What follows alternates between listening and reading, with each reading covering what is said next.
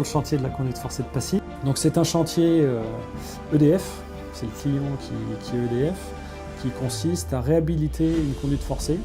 C'est un gros tuyau qui part d'un barrage et qui alimente une centrale hydroélectrique. Et aujourd'hui, cette conduite forcée, elle part du barrage des Ouches.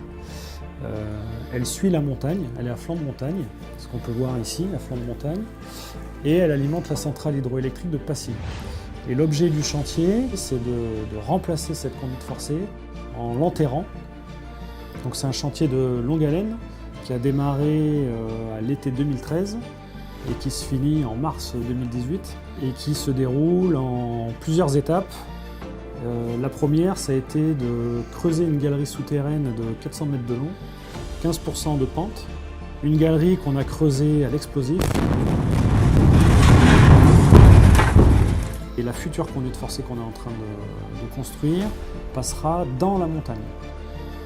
On a ensuite creusé un puits vertical qui fait 220 mètres de profondeur.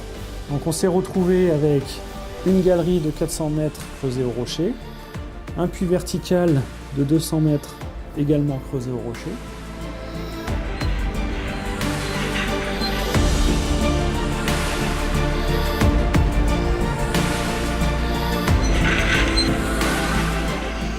On a installé le tuyau de conduite forcée, qui fait 2,40 m de diamètre, dans la galerie et dans le puits. Donc, comment on a procédé? On a démarré par installer les tuyaux à l'intersection entre la galerie et le puits vertical, donc ce qu'on appelle le coude, au fond de la galerie. On a ensuite rempli de béton la caverne autour du tuyau de conduite forcée. Et on a ensuite monté les tuyaux en parallèle dans la galerie et dans le puits vertical, donc en partant du fond.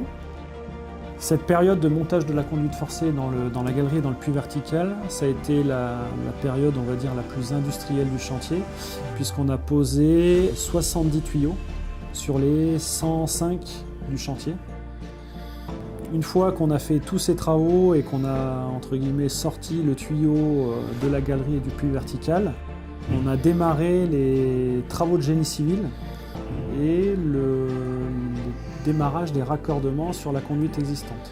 L'intérêt de ce chantier pour EDF, c'est que pendant toute la phase principale des travaux, c'est-à-dire les travaux de creusement de la galerie, creusement du puits, pose de la conduite forcée dans ces deux ouvrages, la conduite existante est toujours en activité.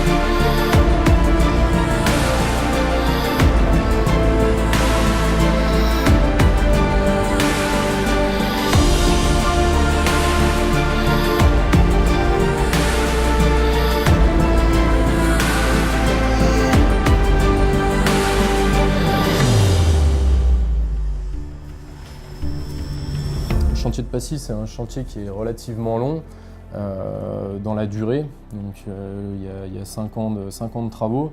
Et une des périodes phares, si je peux dire même des plus importantes du chantier, c'est la phase d'arrêt de chute.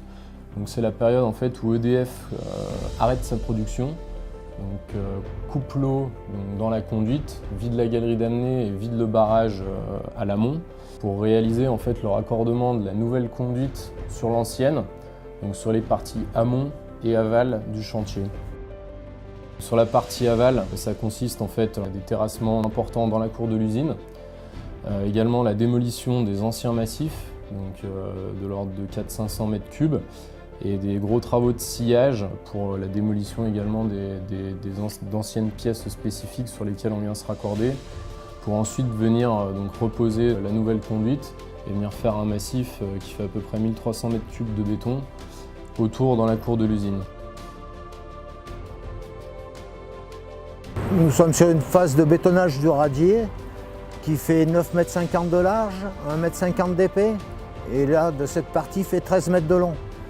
Nous avons à peu près 200 m3 de béton, à couler dans la journée bien sûr, et qui va servir à supporter une conduite métallique qui sera elle-même enrobée par un béton de 5,40 m de large par 5 m de haut, qui remplacera donc l'ancienne conduite.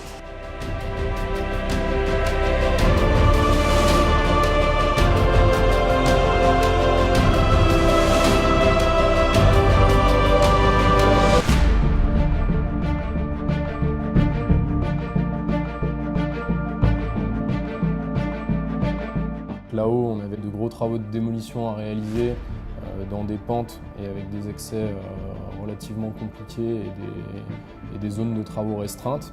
Donc avec beaucoup de tâches réalisées dans des échafaudages et à différents niveaux. L'intérêt du chantier de Passy, effectivement, c'est que c'est un chantier qui est très diversifié dans ses tâches. C'est un chantier complexe et très intéressant.